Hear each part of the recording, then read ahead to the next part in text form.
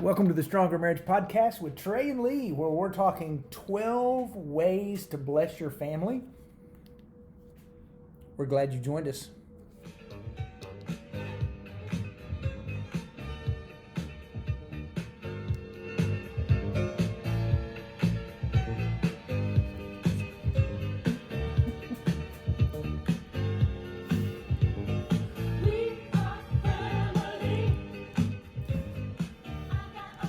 So that introduction was a little longer than I thought. we Hope laughed. you enjoyed that little instrumental section there. That's it. I was looking for something about we are family, and yeah, I thought Sister Sledge would be good here. We're talking families and blessing your kids, and this is our third quick intro because we laughed through the first two. Sorry, we're having a good time tonight. Thank you for joining us. We're glad you're here. Thanks for listening to the podcast. Want to remind you we have Ada, Oklahoma coming up at the end of March. We're excited about it. Is that a family workshop? Yeah, that is a marriage workshop. It's a regular workshop. Regular marriage. And then Ella J, Georgia, is a family will be workshop. a family and marriage workshop. It'll be a combo. Okay. So we're excited about that. Yeah. And we always encourage you, if you get a chance, come hang out with us. We'd love for you to spend a weekend with us. We think we could bless your marriage, and you would bless us being there. It's a good stuff. So let's talk a little bit about blessing your children. We've raised 4 boys. They are currently out of the house and range from 32 down to 20. Down to 20. You always do that so much better than I do. And good kids, but just like everybody else's kids, they've made mistakes.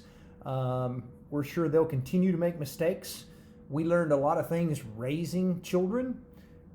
We learned a lot of to-dos and not to-dos, and yeah, some of these we're going to share with you today. And learn something new with each one, because they're all different. They're all very different. Y'all know that. If you're parents of more than one child, you know how different they can be.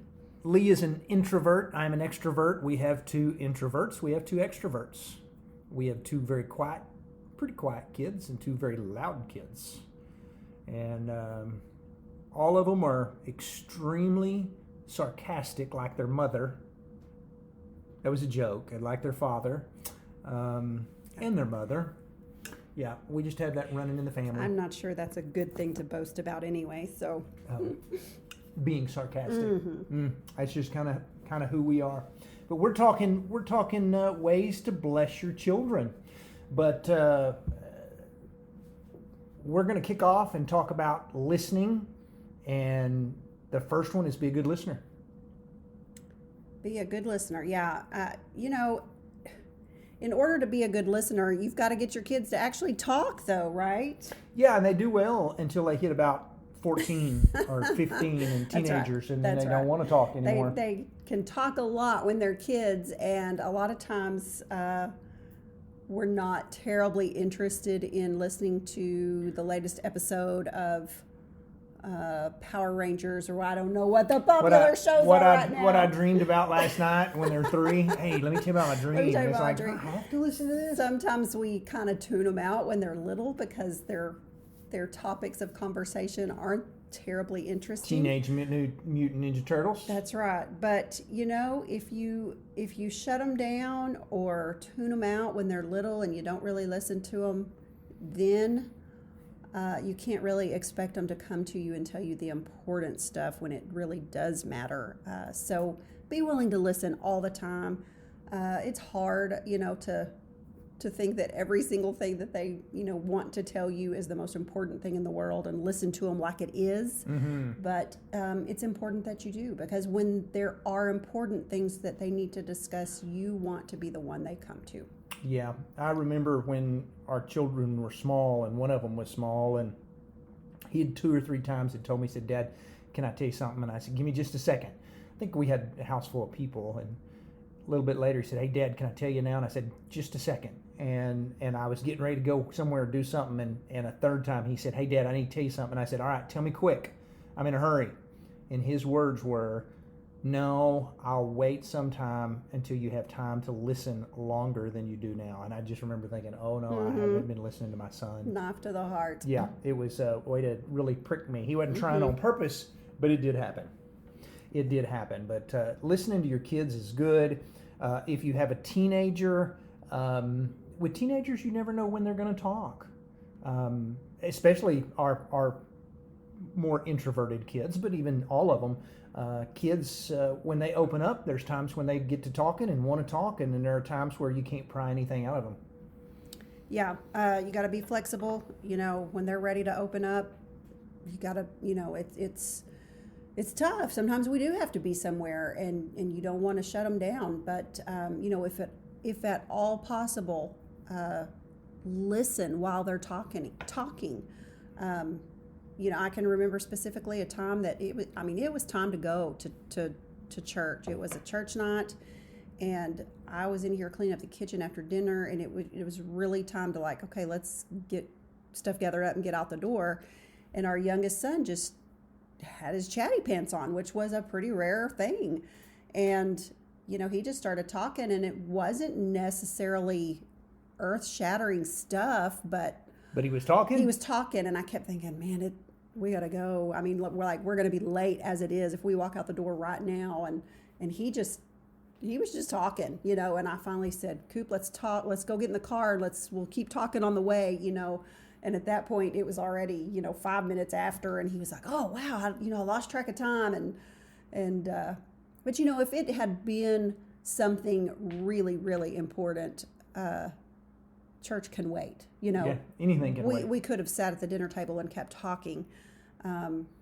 Anything can wait when they want to talk to you about something that's really, really important in their world. And we kind of had a rule. There were a lot of times where you'd go, "Hey, you're late. Where you been?" And we'd say, "Hey, Cooper talked." It was like, "Hey, he wanted to talk." It's like, "Oh, okay, I understand." So when your kids decide to speak and want to talk, man, take time to listen to them.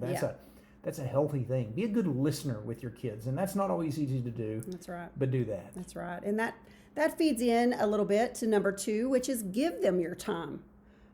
They need your time. They need quantity time. Yeah, we went through a stage in the 90s. Some of y'all that's way past, you're like, I don't even remember the 90s. Y'all may not have been born. You're maybe kids in the 90s. But there was a time in the 90s where child psychologists came up with this thing that said, quantity time's not really important. You just need quality time. Meaning you just need to whip into your kid's room and spend a good 5 minutes with them of good quality time and zip out, and that's all they need. And then 10, 15 years later, they came back and said, well, we really messed up because quality time is not something you can plan. It actually comes from quantity time, meaning you got to spend a lot of time with your kids because you never know where that special quality moment is going to come from. And so it's got to be a quantity and not just hey, I'm looking for quality. You've got to spend some time, if you got little ones, playing Legos on the floor or having tea parties with that kiddo or whatever it is, or something in which you invest in time with them and take time to spend time doing something with them. Yeah, and we tried. It was hard with 4, but we tried to spend time one-on-one with each of our kiddos, to make sure we got where it wasn't just always the whole group of them together at once, that, we wanted a little bit of time with each one of them, just kind of so they know, hey, I'm special. Mom and Dad think I'm special. They're giving me extra time. Mm-hmm. So that's important too, to make sure you've got some one-on-one time with each of your kids. One of the things that I love the most, and I look back on now, and I didn't realize just how special those moments are, was one of the best gifts or things that we ever bought. Now, this was for the Morgan family, was we bought an old trampoline off a couple for $100. And it was one of them old square ones that you can jump a mile high on, mm-hmm. not one of these safe ones with a net around it. Right, when the kind, it was not the kind that when the wind blows you find it 2 blocks down in the neighbor's yard. This dude wasn't going anywhere. No, it had taken an F5 tornado to carry this one off. A solid welded. Yeah. And we grew up. Our boys grew up wrestling on the trampoline with their dad. I spent countless hours wrestling on the trampoline and playing with my kids, playing football, jumping, man, just everything. We spent so much quality time on a $100 trampoline. We probably got more money out of that than anything else we've ever spent. And I miss those times because I didn't realize at the time just how many quality memories we were making of playing on a trampoline. And you'd come in and the old Matt, would wear black smears on your white clothes, and or you'd smell like a trampoline, and outdoors, and yeah, it was just a lot of fun and a great way. As long as they were going, hey Dad, let's go play on the trampoline, man, we were all right, let's go. That's right. We had a lot of fun. Yeah, a lot of fun, a lot of quality time playing baseball and basketball and having boys, and that was their thing to do. So that was good stuff. Making family trips, going to baseball games. Another way, be a part of their world. This one's a little bit more difficult. Now, it's easy to whip in and build some Legos or play Army Men or have tea parties or read books with your kids when they're small. That's pretty okay. But as they get older, their interest changes a lot of times. And we found that our kids' interests became much smaller. There was less things that we had in common as they become teenagers. And you have to find things that you both have in common. And sometimes it requires you to like things and do things and get to know parts of their world that maybe is not interesting to you. But you've got to, because you got to be a part of their world. That's right. Kiddos just seem these days to really get into video games, and even, all the time. Our kids did then as well. But video games are a big thing. Try to ask questions. Sit down and play it with them if they'll let you do that much. Yeah. But yeah, get to know the things that they're interested in. Our boys liked baseball, and I, tried to make it a point to learn about baseball and to watch baseball, and we took them to baseball games, and it's still something that we love to do as a family, is talk baseball and watch baseball together and play fantasy baseball. And yeah.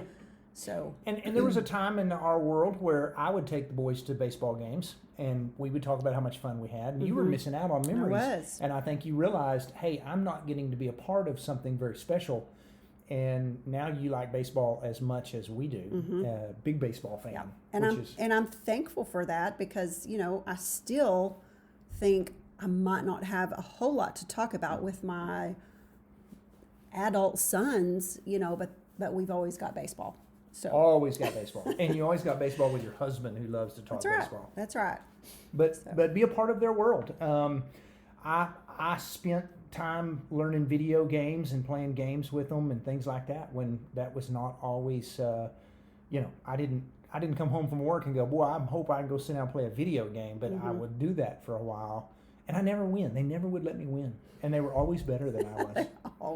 always better than I was. Kids and that are was frustrating. just good at video games. But their school activities, you need to know what all they're involved in, and of course take part in anything that you can take part in. Know who their friends are, and know who their friends' parents are. Just all of that is very important. Yeah, be a part of their world. That's a good thing. Sometimes that requires asking questions, which we'll probably talk about later, either on this episode or on part 2 at the dinner table. But ask questions, and you've got to ask pointed questions. Yes, no questions don't always do it. Have a good day at school? Yeah. Do anything fun? No. Yeah, that's true. Meant to talk about that up there at Listen to Them. Sometimes to get them to talk and to be a part of their world, you have to, if they just get in the car after school and you say, well, how was your day? All you're going to get back is, it was okay. It was fine.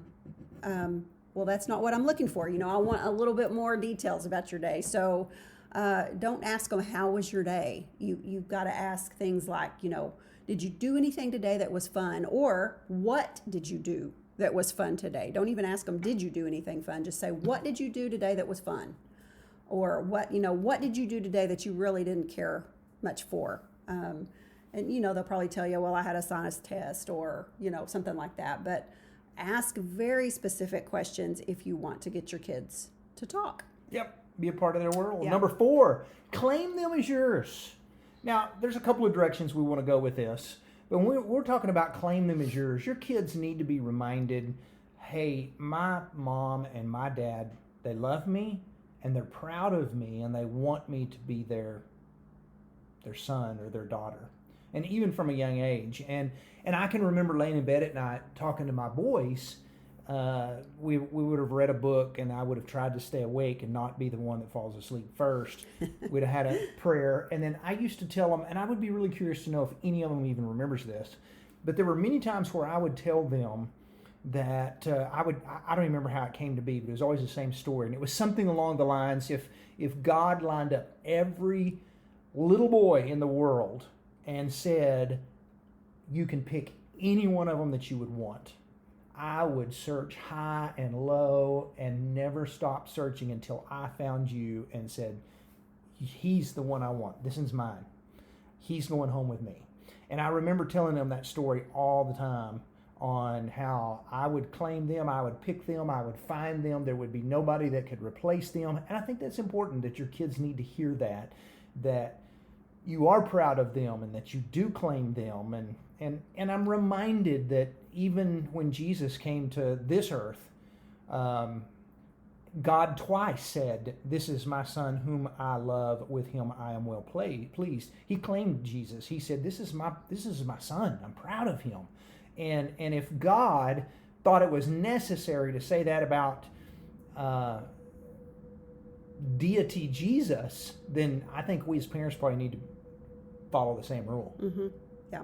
And with that comes accepting them for who they are. You know, you may want your child to be an athlete and do all these things. You may have all these great plans for them, and they may want to follow a totally different path. You know, they may be more artistic. They may be into music and drama and not care anything in the world about sports. And you can't force your plans and your ideas on your children. You've got to, love them for who they are and who they want to be. And this might be a good place. You brought that out, and I'll throw this in there. Don't major in minors. Mm-hmm. If you've got a good kid, and I grew up in a time where my mom and dad made me wear my hair cut short. And I was not allowed to grow my hair out.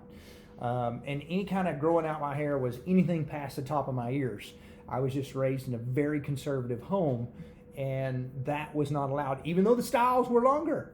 And we had 3 kids, I guess, that decided when they were kind of junior high and high school, we're going to grow our hair out. And we decided they're good kids. We're not going to stress over this. We're not going to make a big deal about them looking shaggy as long as they keep it clean and everything else. And we just decided we're not going to major in things that aren't that important. I'd rather have a good kid with long hair than one that was than to fight all the time cut. about getting a haircut. I wasn't going to fight him all the time about his haircut, So he wants to wear his hair long. I can live with that if he's making good choices, And so, claim them as your own. And maybe you'll have to claim the fact that they want to wear styles that you didn't wear growing up. Or maybe their hair's a little longer. Or maybe their hair's a little shorter. I don't know.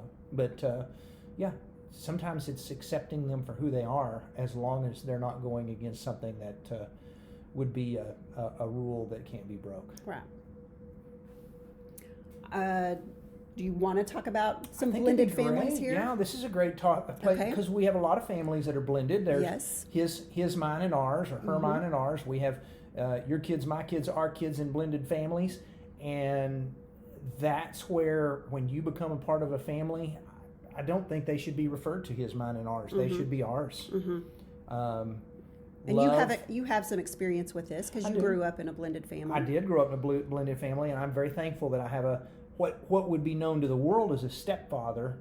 But I've never referred to him as my stepfather. He's my father. He accepted me as his son at a young age when I was young and raised me as his kid, no different than his real flesh and blood kid. And he has said often that love trumps DNA. I don't have to have his blood for him to love me like he did the rest of his kids. And I'm thankful for a man who raised me like that and didn't treat me like a stepchild. Blended families, it's easy to go, well, those are your kids. You do something with them. No, if you're married, they need to be your kids too, and you're going to have to love them. Yeah, and that's that could be a whole nother episode. Yeah. On blended families, but we just wanted to throw that in there. It's important that you're a family unit and that, you know, all of the kids are your kids. Yep, that is exactly right. Let's do rule number 5, or ways to bless your kid number 5. Give them rules. Ooh, that's a sign of love. If you love your kids, you're going to give your kids rules. Now, That's taught very clearly. clearly. Your kids are going to think you hate them when you give them rules, but they really aren't. They're going to realize that you care about them. You know, that the reason you don't want them to stay out after midnight is because you care about what happens to them after midnight, and Sure. and they'll come to realize those things. Rules and boundaries show that you love and care, and kids need to see that. Yeah. They really do. And deep down, they want rules. They do. They may not sound like it. And there's going to be times they're going to argue with you, but they need to have, you know, ours needed curfews. Ours needed rules of here's what you do and what you don't do. Yeah. What's the story about the elementary school that didn't have a fence for a time? Do you know what I'm talking about? Like the schoolyard, something I just read. It was like a schoolyard, and the fence was taken down. I don't know if it was for repairs or whatever. And the kids just, you know, they just hovered close to the school building. They had this entire schoolyard to play, but they wouldn't venture out, you know, way out, because there was no boundary telling them, you know, where they were safe. And so they just stayed, you know, in a real close, tight little unit. Well, once the fence was put up, they would play all the way out to the fence because they knew they were safe within those boundaries. And that's, you know, I mean, that's, kids need those boundaries. They need that to feel like, okay, I can do this and I'm safe up until this point, and then, you know, I can't cross those boundaries or I'll be unsafe. So kids need boundaries. It's a good thing. It's a healthy thing. It is. It is. We thought it was interesting. We read a statistic a while back that said 76% of all college kids said their parents probably weren't strict enough on them when they were at home, and which tells you that you may think you're giving a lot of rules, or maybe you think you're being mean, but your kids probably don't think you're being near as mean as you think you are. But your rules are for safety. They're because you love your children. You want to protect your children. And sometimes with those rules, when those rules are broke, there's got to be discipline. And you can't always threaten discipline. If you tell your children you're going to be disciplined for something, you need to follow through with that. Or they're going to think, hey, I can get away with stuff because they always say they're going to discipline me, but they don't. They never follow through. Yeah, your kids need you to be their parent and not their friend. Yeah.